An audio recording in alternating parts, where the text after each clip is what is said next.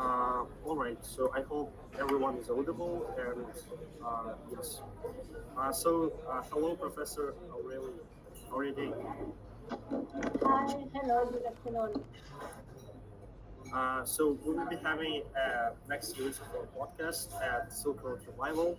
So I will briefly introduce the speaker today. So it is Professor Aurélie Dariel, and I will briefly speak about her. So Aurélie Dariel is an experimental and behavioral economist, currently an adjunct associate professor in the division of social science at NYU Abu Dhabi, New York University in Abu Dhabi. She holds a PhD from Maastricht University and works on labor and gender topics using controlled experiments in the lab, online, and in the field. Her recent research examines how men and women differ in willingness to compete, how risk attitudes matter, and how selection into lab studies can bias what researchers conclude about gender gaps. So quite an interesting topic related to economics as well, and we didn't have anything gender related so far, so it will be like extremely interesting for us. So I will speak about the agenda a little bit. So in the first part, we will ask you some personal and work-related questions to get to know you and your works better. In the second part, we will go over my work of my choice. So it was the work of competitiveness, selection, bias, and gender differences among economic majors. So some questions there. And in the third part, we will have another work of abroad, which is conditional cooperation and framing effects. And we're ready to kick off, I guess. One more time, nice to meet you. Abroad, you may start with your first question. Yeah, thank you for coming, Professor. So my first question, I will start about general things. So your path in behavioral economics is quite unique. Was there a moment or a person maybe that first sparked your interest in economics uh, and sparked your curiosity about psychology and intersection on the psychology of and economics? Okay, so thank you first for inviting me to this podcast. I'm very delighted to be part of it and answering your questions. Uh, so your question if someone has been inspired by any specific person during my journey or and how I got into economics. So actually I got interested in the field when I was more 15, a kind of a teenager when I was in high school. So I really liked this topic before studying it at the university. And I was lucky enough to have very good teachers and to find interest in it as well. So it goes both ways. You have to find an interest in the topic and then to have good teacher that is gonna trigger some more interest. So I was really around 15, the age of 15, that's when I got my first course in economics. And then when it was the time to go to the university, it was, I really wanted to study economics. So basically, I've studied only economics in my life. And then you're talking about psychology, and really, I've always been interested in psychology, and I've really added psychology in my topics, in my work along on the side. But yeah, I'm really purely an economist when it comes to my degree, and I would say all the different teachers that have inspired me. So I cannot name them particularly, and as well what I found interesting, but more when I was a teenager, like 15 or young adults, if I would say, I would read a lot of magazines and newspapers, and that I think is very important. When you're young, not only to do what your parents or also teachers are telling you to do and what they are teaching you, but also to go on your own and to have to be an independent learner. So I really love. Back then we didn't have any, social media or anything, and the only thing you could learn is from books and newspapers. So back then I remember I was reading a lot The Economist, and I learned a lot from all these newspapers, and so yes, people, but also everything I was reading on my own.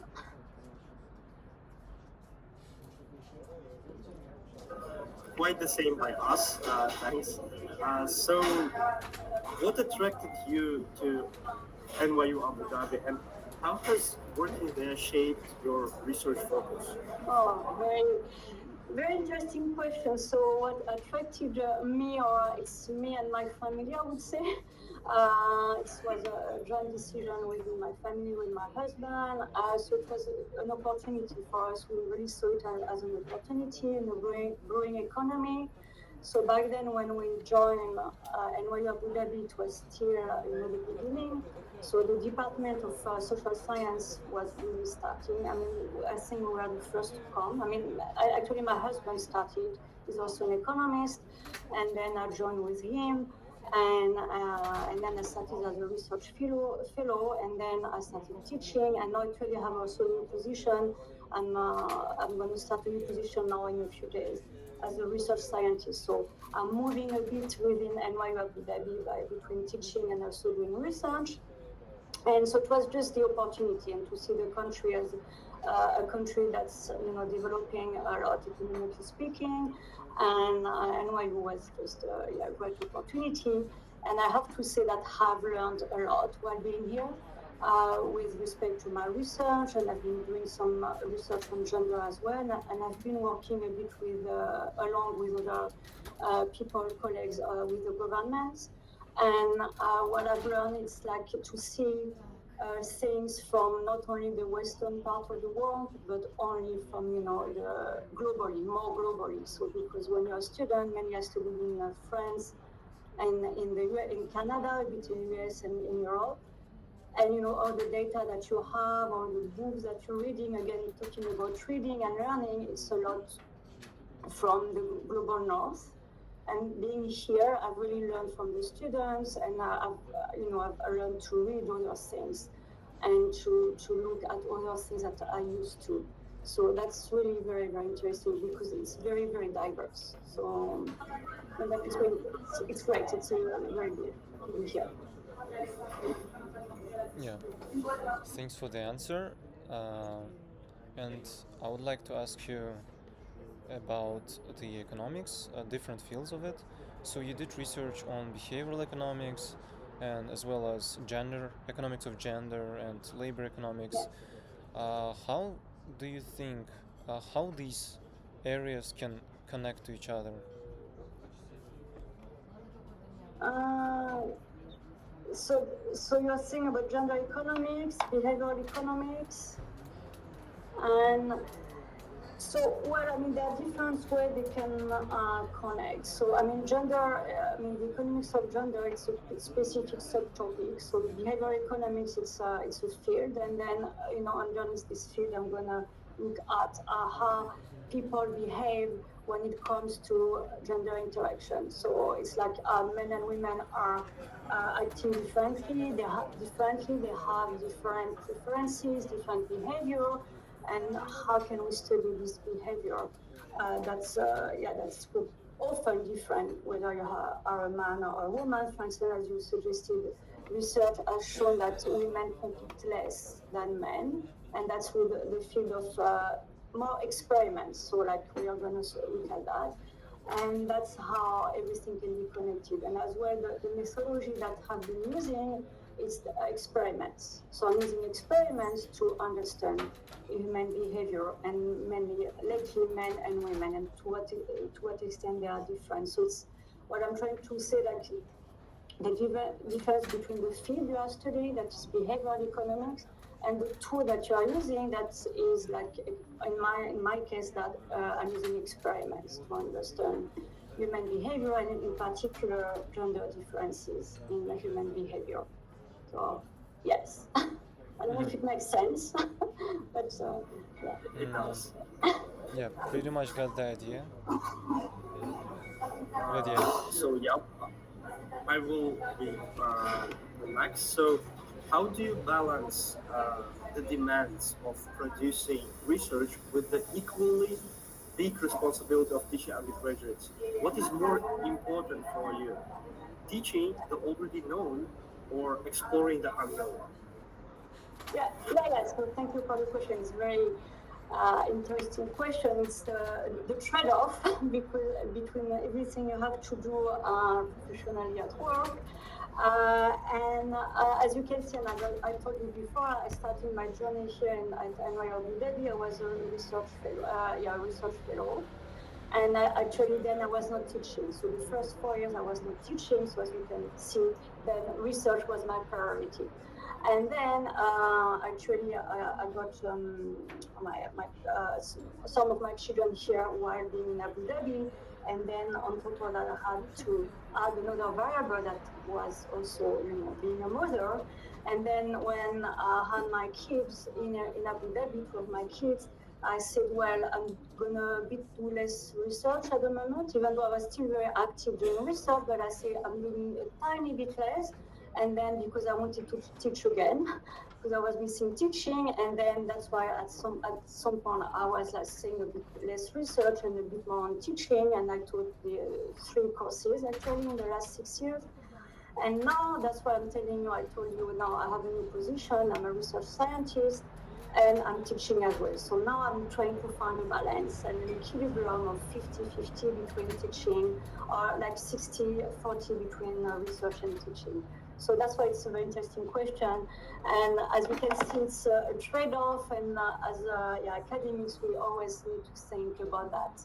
How do we want to allocate our time? And when you add the extra variable that is family and children, you have an extra variables to take into account. Yeah. So, and another follow-up question would be looking forward, what new projects or research questions are you most look forward to explore in the future? Yeah. So so I have a few research topics I've been working on. So it's related to gender. So I have and motherhood, parenthood. So I've had a few projects that I have on my mind. So it's really related to parenthood, stereotypes, and social norms. And I already have a paper on that actually. And then I'm also interested in well-being. So, and also related to gender. So, to see well-being, and if men and women have different ways of saying happiness, and if there are difference when it comes to being happy and feeling happy, because there is a bit of research on that, but studying well-being and happiness, it's not something that is that easy. It's quite challenging, and I would like to add even more of a gender component on it, so the way men and women express themselves and how it is related to labor market outcomes, or I don't know. That's a research project, like well-being, gender, and that's something that I'm really into it at the moment. And parenthood. Thanks. So my next question will be about the work as a professor. So most of the professors measure their impact through through the achievements of their students. And how does the situation work by you? What is impact for you as a professor? So as I said, I've been teaching here at NYU Abu Dhabi for the last 6 years, and before I was also teaching when I was back in Europe. And I have to say that I have mentored a few students, and and it's always a pleasure to see that some students, after graduating, they go either a master or a PhD, often in Europe, in the US, or any other part of the world. And it's very, I've been very happy to see my students grow, and to see that they have done very, very well. And sometimes, and thanks to LinkedIn or any other social media, we are still in touch. So that's really something. It's a very, very good aspect of our job as researchers and being in academia, to see as our students grow, and when you meet them, and sometimes they don't know what they want to do, what they're going to do, and often I'm here to guide them and to tell them, maybe you should do that or do that. And I'm very happy to be part of their journey. And sometimes as well there are disappointments. Sometimes you apply to grad school and you're not accepted, and you're accepted to another one. So it's also our job to say, okay, it's okay, it's okay, to make it to your first choice, and the second choice will become the first, and nevertheless you'll be happy and everything will be good. So to motivate students and to be here to also when they are worried. So Thanks. That's very interesting. So my last question from me would be like about the advice. So if you could go back to the times when you were just entering the field of economics, what advice would you give to yourself, or maybe what would you do differently? Yeah. Okay. Yeah, so it's an interesting question as well that I haven't thought really about. And as I told you, look, I was really into economics from an early age. I mean, like 15, 16, and then I've never stopped actually. So, and what I would, so something I've noticed, so yeah, it's again related to my field of study and gender. So actually, and because I'm teaching the economics of gender, and what I teach when I talk about with my students, it's some fields are male dominated and other fields are female dominated. And actually, the field of economics is male dominated. So if you look at Europe or even in the US, at the bachelor level, only 30% of students are female students. 3 out of 10 students are going to be female students. And I was part of those students. I studied in France and then in Canada. But I have to say, when I was a student, I didn't realize that at all. I always had female students, and I didn't feel that I was a minority within my field of study. But I noticed that later on, when I started working, teaching, doing research, and sometimes, it's not easy sometimes to feel that you are part of a minority. Not to say that I have great colleagues, male and female. And sometimes I was wondering if I had known that before when I was entering the field, if I had made the same choice or different choice, or if I had acted differently. But I'm very happy I knew nothing, but sometimes that's what I reflect on. And as well, to say that the field of economics is a very good field for anyone, and it opens doors. So, and that's why also I wanted to study this field, because I knew that thanks to that, I would have job opportunities, and I find it to be more known for everyone. That's because my first job actually was not a teacher or researcher. My first job I did was I ended up doing the communication of a small city in France. So you see, I studied economics, and then I did something in communication. So it really opened up doors, and it teaches how to think in a rigorous way, in an empirical way. So I'm very grateful I studied this field, and I really would encourage a lot of female and male students, anyone into it. And it's very wide. If you don't like macro, you can like micro. If you don't, sometimes you can also go to fields that are less math intense, even though we all have to be good at math. But it's very, very diverse, and we can end up doing many, many things. So that's why I would say, like, to be positive about this field. As we are, so we with Aurora also want to be economists in the future. So I will hopefully be majoring in behavioral economics. So let's move to the part 2, where we will discuss the work of yours, competitiveness, selection bias, gender differences among economics majors. So quite interesting, given the fact that we also want to go into this field and knowing more about it, not only in terms of economics, but also in terms of education there, would be interesting for us. So if I may, I will briefly give the insight of the work, so briefly explain what it is about.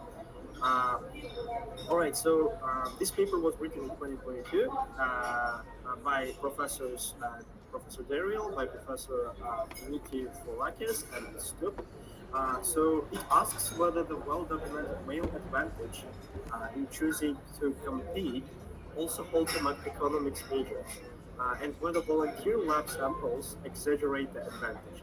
So the authors ran the same tournament versus piece rate tests in a whole classroom. It was near population, and later with volunteers in the lab. Uh, so then they compared choices. They found that men are more likely to choose competition, but volunteer samples substantially overstate the gap, roughly 2 to 3 times larger, because men and women self-select into experiments differently. So measured risk tolerance and confidence explain much, but not all, of the gap.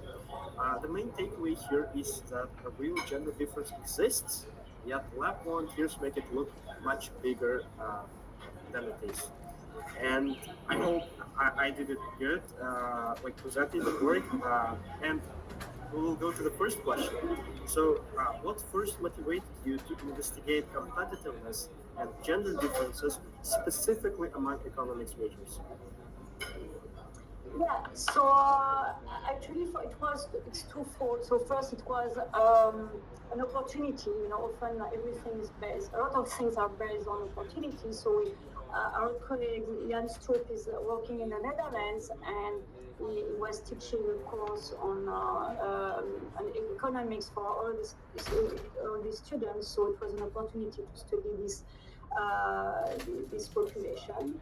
And we were interested in looking at whether economists were different than any other basically population, even though we don't have another population, we only have economists. And as well, it is interesting for us, it's like, as I said, economics, the field of economics is a male-dominated field, and we wanted to see what's happening with economics. You know, it's also a very competitive field, and to see in that specific field, how we're going to see, is it true that as well women have a tendency to compete less than men?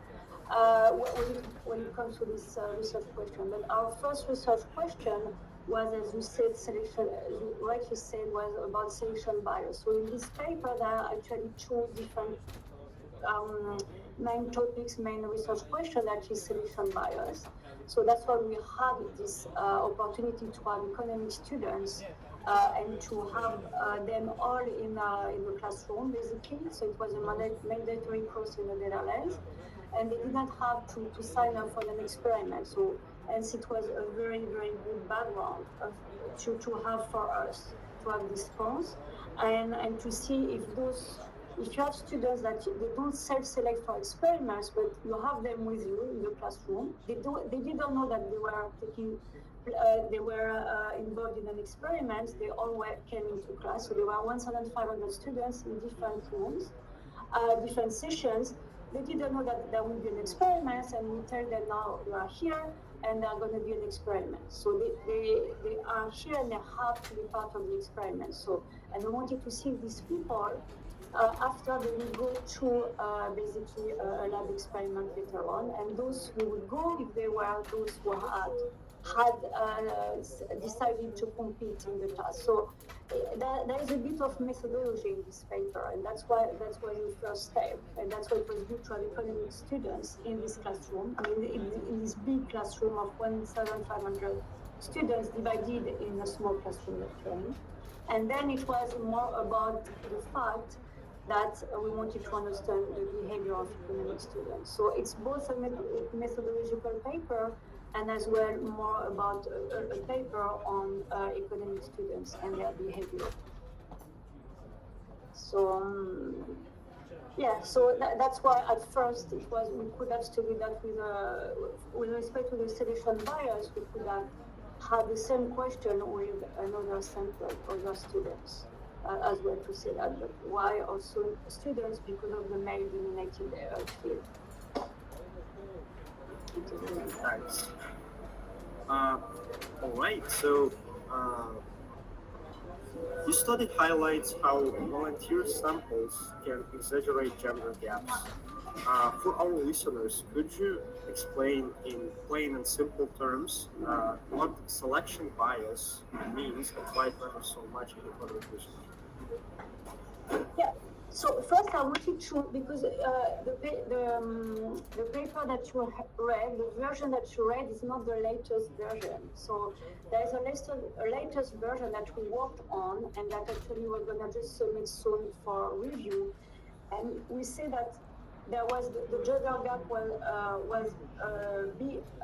bigger in the for those who are going to the experiment, so male students who were competing were going more to the lab than female students. But that it was when you do that for those who are going to the first set of experiments. So in the short term, what you're saying that you're right, and it's that there are our results. But if you look at all the experiments that were done in the lab over 1 or 2 years, then you can see that the gap is exactly the same. So that you say that maybe at first the most competitive men they go to the lab experiments, but if then there is an opportunity to go to another lab experiments and then another one, you could see that as well.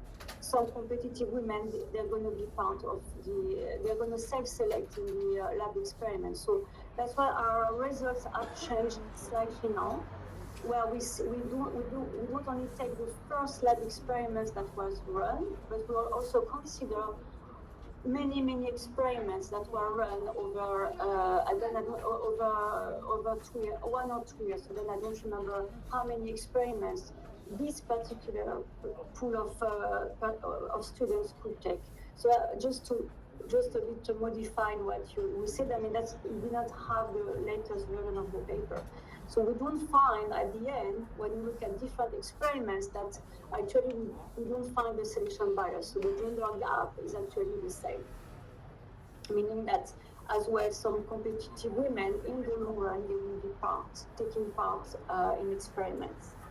And about the selection bias and why it is important to study that while you do experiments. It's, for instance, so now I'm running an experiment and I'm going to advertise my experiment. It's about competition, social preferences, risk-taking, and etc. So the two of you say, there is an experiment, I want to take part of this experiment. The two of you, and then maybe you're going to see some of your friends, and then I'm going to have 10 participants in my experiments. And I'm going to find that 60% or 70%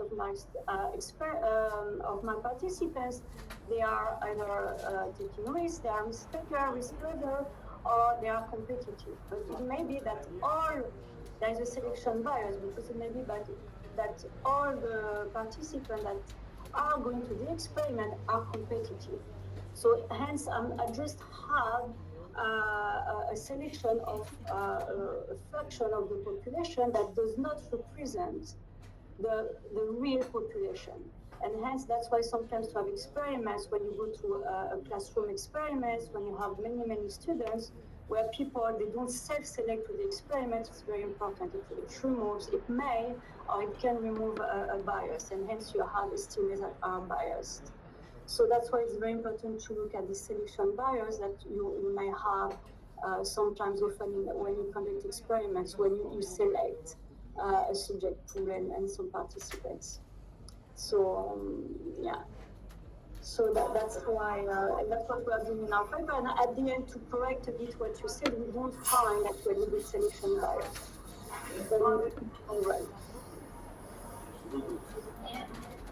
All right, so let's say if a university economics department wanted to encourage more women to participate and thrive, what practical and low-cost interventions would you suggest in course of design, advising, or maybe assessment? Yeah, just agree. So if we for women to do what? To be? Just a minute. Part of the question, the first part. Fine. Yes. I will repeat the question. I will. So, if a university economics department wanted to encourage more women to participate and thrive, what practical low-cost interventions would you suggest in course design, advising, or maybe assessment? Yeah, to have more women taking courses. Yeah, okay, yeah, sorry. Yeah, I mean, that's a research question. That's a research question, and I know a few papers have come out lately in economics paper on trying to have role models, on trying to have former students coming into classrooms and give speeches and say, I did that, it was great. So you have role models, peer effect. You can have women teaching more as well, so it goes back to the role models. So, so now, here on top of my head, I'm thinking about what has been done. So, but what could be done as well, and that I was reading an article in the Guardian from England. So, to have more econ courses in high school, because in some high schools, depending on which country you are from, which courses you are following, there are not economic courses that are given to students. So, to start economics a bit earlier for everyone, girls and boys, and that as well may help women to study economics more. So to start before uni actually. So that could be because I think it was a problem, for instance, in England. So some high school they didn't even offer this topic. So and in a high school everything is taught in a more I'm not saying that it's less difficult or challenging. It is, but sometimes in a way that is maybe with less math, and sometimes people may be afraid of math. So you can remove some constraints and some fears by teaching early on. So I would say that it would be good to expose everyone, men and women, to economics even before. So, and I think that's. I don't know if I've been tested. I think it was, as I told you, an idea already that I saw in England, coming from England. And at the uni, and maybe to offer more, and that's what I've learned from my students, to offer more diverse courses that are also women, because men and women have different interests. Whatever we say they have different interests. We have courses that will talk more maybe as well to female students. But it's, as I said, it's a research question. Economists have been working hardly on that. And but just to say, role models, to start to expose students early on to this topic, to have more as well networking. So networking as well has been because women, they have a tendency to network less than men. So to have networking sessions for women as well at the university, and to have conferences, to have maybe some groups, so that as well is a debate. To have female groups and versus male groups, but that's as well, then you go to a stage where you divide men and women, which is not that good. But many things could be done, and we could try to have more balance. Interesting. About the exposure to economics, I would also agree with you here because we do not have that much, to be honest, in Uzbekistan. Only 2 years it's at school. Like of 11 we have economics, and it's not that much, honestly. And I would also like to have more economics classes to be honest. And the next question, the last one. Who do you believe can best apply the insights from this research? Educators, employers, or policymakers? And could you give an example?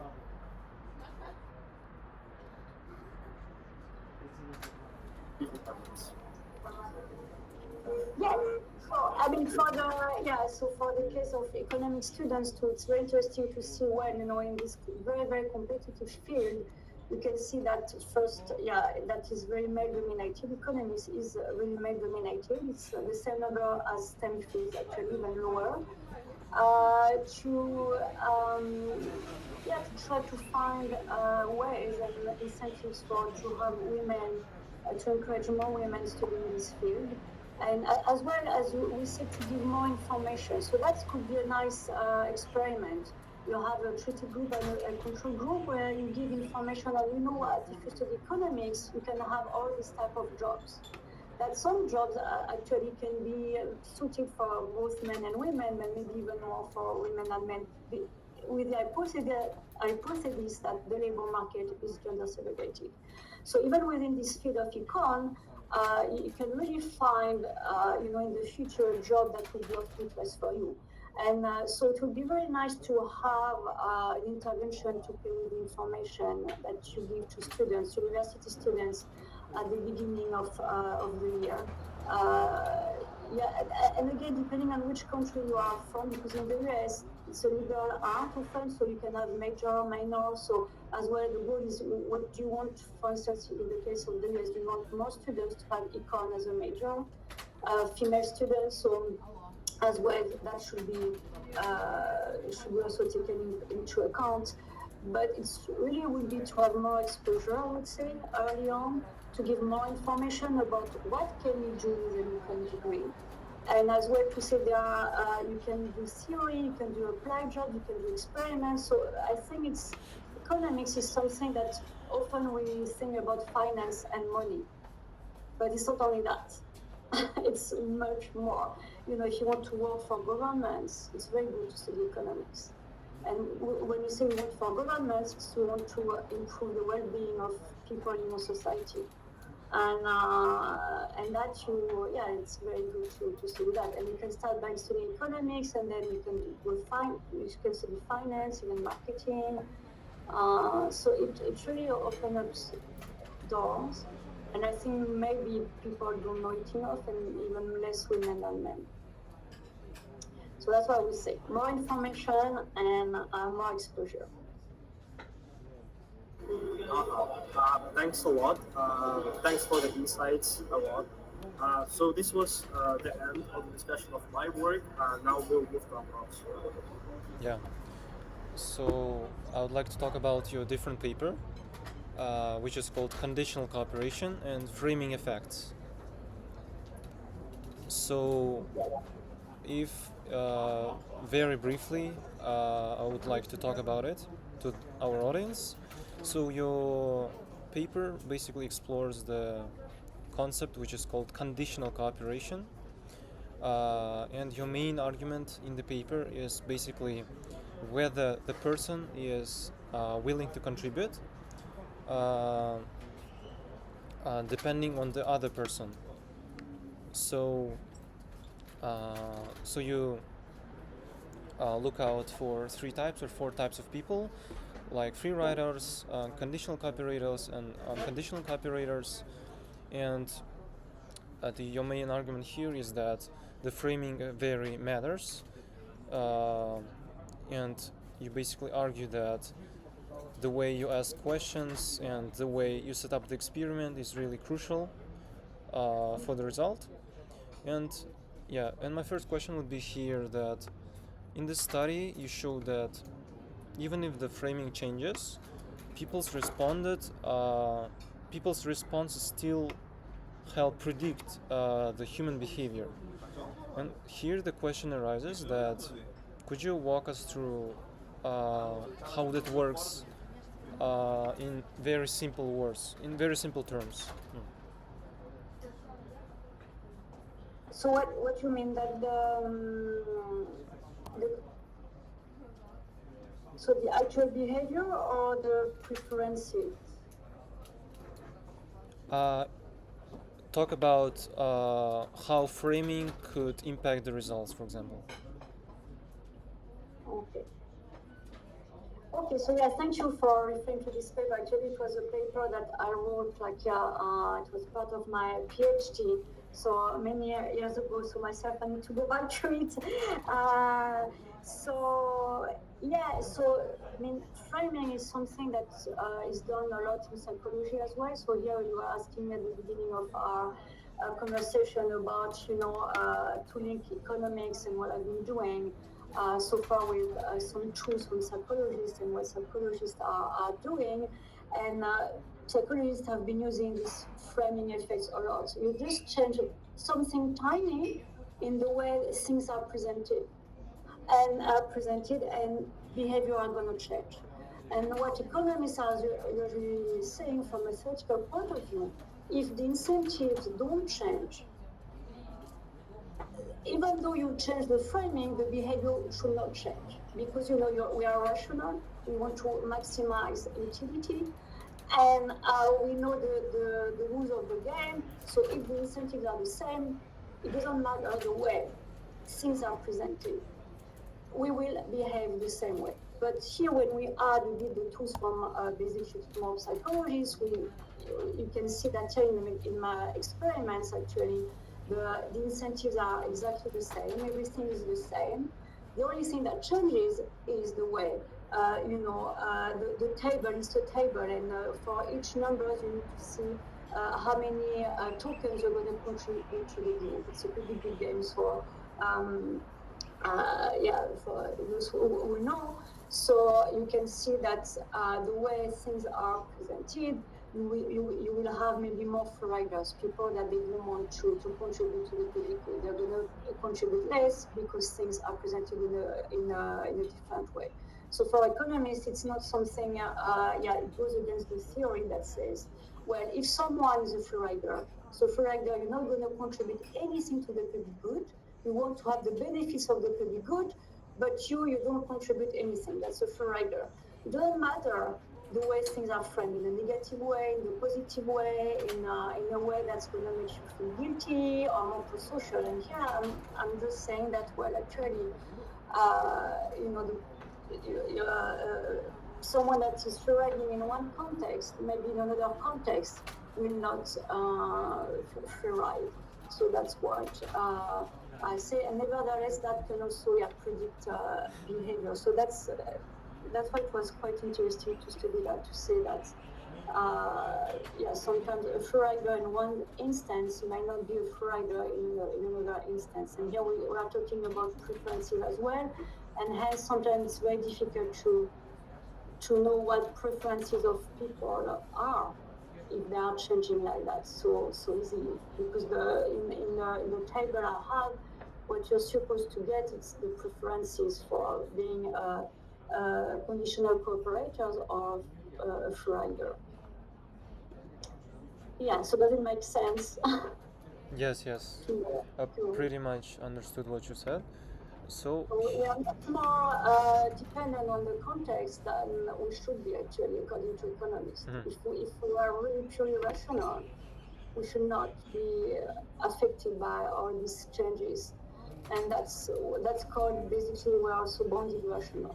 So we are not that rational. It's not that we are irrational, we are bounded rational. So a few things here and there can affect our brains in the way that we don't perceive. It's very easy to influence individuals, actually. Yeah, that makes sense. So my next question would be,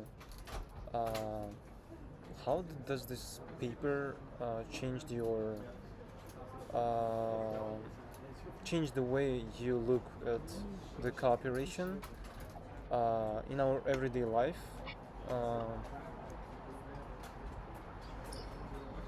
So I mean, it's this paper, but also all this field. So all that I worked on all this topic and this area of research in my PhD, and it was nice to see. So here it's really this topic of the hypothesis that economists have. It's like people are selfish, so you just want to maximize your own well-being, your own profits, or own utility function if you're an individual. And it was nice to see through this paper, even though you see that it's easy to influence people, and people don't seem to be that stable, maybe in their preferences, that people are not free riders.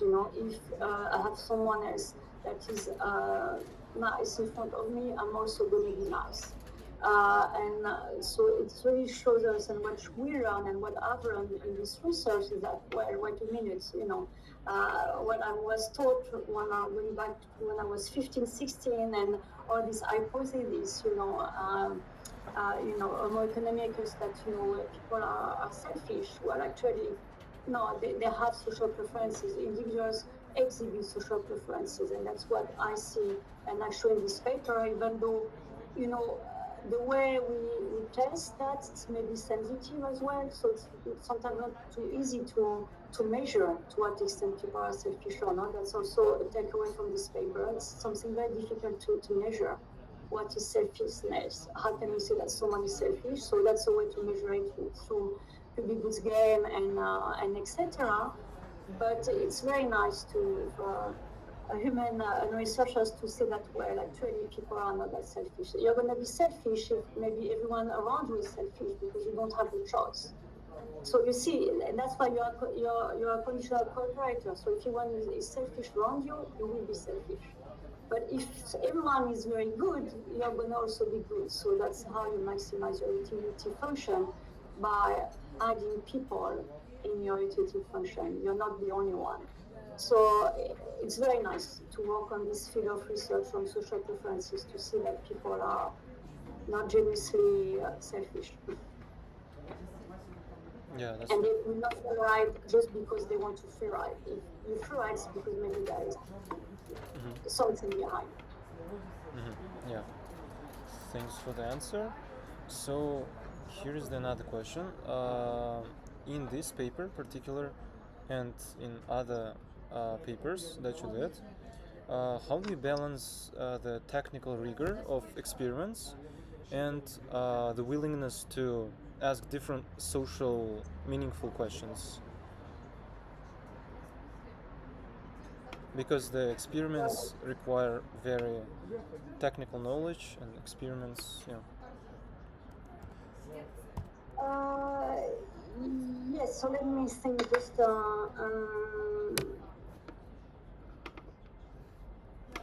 yeah, I think just because maybe to go back to as well a technical point, you're also talking about, I believe, external validity. So we have a research question that is we want to talk to the community, to everyone basically, and to the policymakers as well. So we have an experiment, and as we already said, we have to be very rigorous. We have to be scientific. So we have an experiment, we have our participants, and as we said, rightly so, our participants can be biased. So all our participants maybe they're going to be selfish, so because it doesn't mean that the full society is selfish, it's just because the participants that selected in the experiment are selfish. So here, and hence, to just to tell you, we really have to be rigorous in the way we design our experiments, in the way we select our participants, to understand our subject pools as well, to minimize selection biases, and to as well have the experimental design is very, very important, because if the experimental design is not good, the results may be biased, and hence what you're going to say to the policymakers will not make sense. So actually, it's very important. The more rigorous you are, the better it is to some extent for to answer the social question, and to me it goes together. You have to be rigorous in order to reach out to the public, and the more rigorous you are, the easier it is as well to see your limitations. Because in any papers you're going to read, in the research that we do, at the end there are limitations. There are limitations, and the limitations are what's going to help you do more research. And the limitations are going to help the policymakers to say, wait a minute, in this piece of research there are these limitations. It means that we cannot do that. It means that we can do that. So I would say it's more, the more rigorous you are, the better it is for external validity, or to know if it's valid externally or not. So being rigorous is, it has to be very rigorous. Definitely. So my last question would be about, so is there any insight or result from this particular paper, from the conditional cooperation paper, that you think is very important to know for the people who is not in economics field? So is there any insight which is really important to know for people about human behavior in general? Yeah, Yeah, so as I said that people are not inherently selfish, and people exhibit social preferences and can be kind and they can reciprocate as well. So it's about cooperation, but you also have other experiments that can be done on trust and reciprocity. So so people are hence it's truly maximizing their utility functions. If you want to really talk as economists, or maximizing their level of satisfaction, happiness, but in their utility function often they do add others, and others, it means that they are not as selfish. So that's really something very nice to show and to know that we are not selfish as human beings. We are kind, and we trust others and we can be trusted. So that's really something, as I said before, that's the takeaway, and something very, very positive, I would say, as well as a takeaway. And the other takeaway, and then it goes back as well to behavioral economics and nudging, because I've as well worked on nudge interventions, that actually people are bonded rational, and that's going back to this paper, that it's quite easy to actually manipulate people in a good way, but as well sometimes it can be in not such a good way. So our goal as economists is to find the best way to knowing that sometimes you can keep the incentives the same, and you can just add something extra to push people to behave in a better way and to make better choices. So that's also very, very positive to know that, to say that people are born irrational, but you can just help them a bit, keeping the incentive the same to make wiser choices and hence being happier. Yeah, that is insightful. Thank you for your answers. And so far, do you have any questions left? Yes, I just had one last. I came up with it just now. So, as an economist, so like at schools, we have lots of subjects, and we do not narrow down. And in universities, we narrow down to our major as we like grow. I mean, in masters, you narrow down more. In PhDs, you narrow down more. And do you think it is better to narrow down in your field early on, or is it better to get the general knowledge of almost everything and then to narrow down as like the classical system of education, just to have a little knowledge of everything and then narrow down, or to narrow down from the beginning and then to expand that field even further? So what is a better approach? What do you think? As a person, what would you choose to like as a better option for yourself? So it's very interesting and insightful questions, and that I'm not sure there is a right answer. I would say it depends first, because what you're saying, that it really depends on as well the country. Some countries are more like your people and students and also young adults, they have to specialize very early on.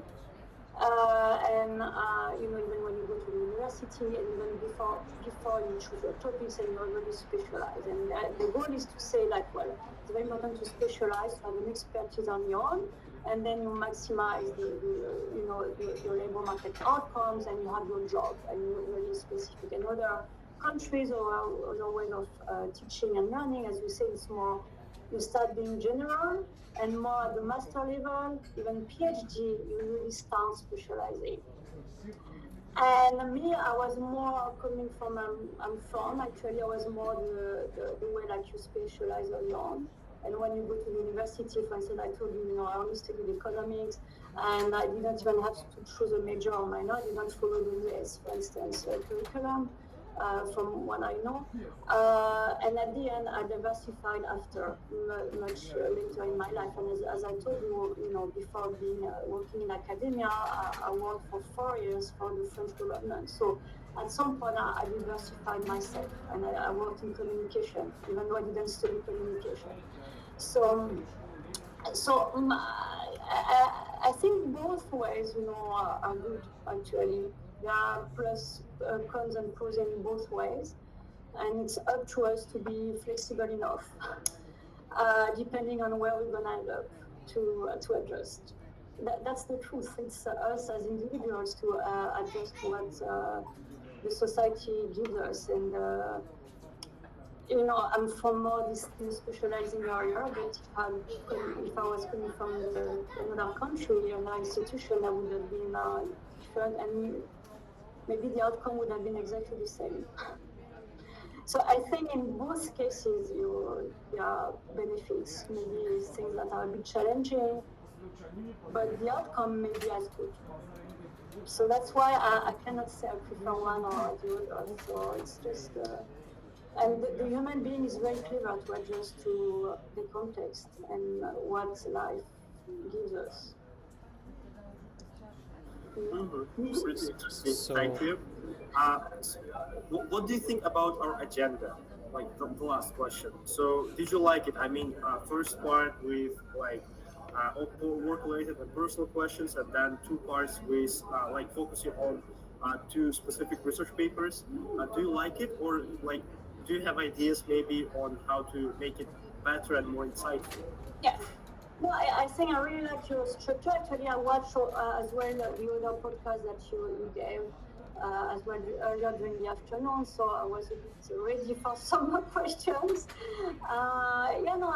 It's very nice what you're doing, and it's very nice and very insightful to ask, I think, questions about our personal journey. For us as well, it's nice to, go back in time, and I think it's also nice for young generation, for young adults, young students to know what people have done, and sometimes as I learned from previous speakers, we don't end up necessarily doing what we expected that we would do. So it's also life, we end up doing things we didn't expect.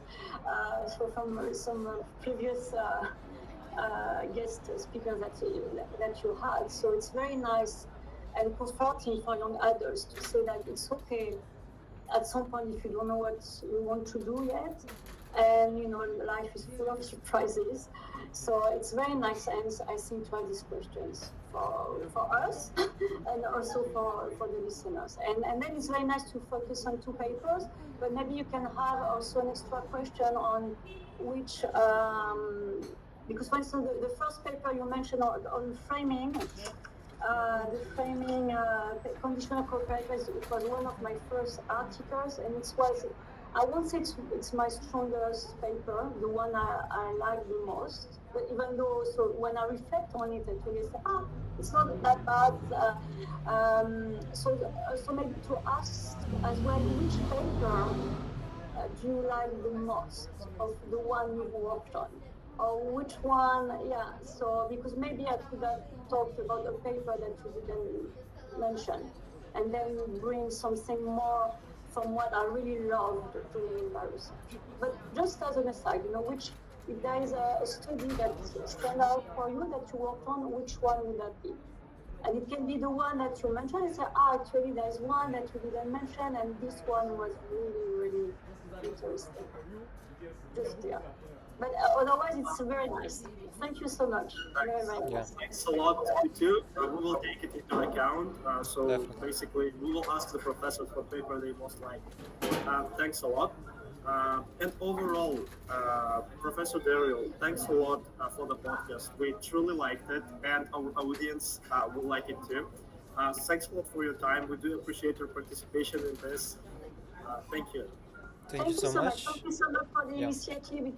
It's very good, very good. Congratulations on what you're doing. It's very nice for the field.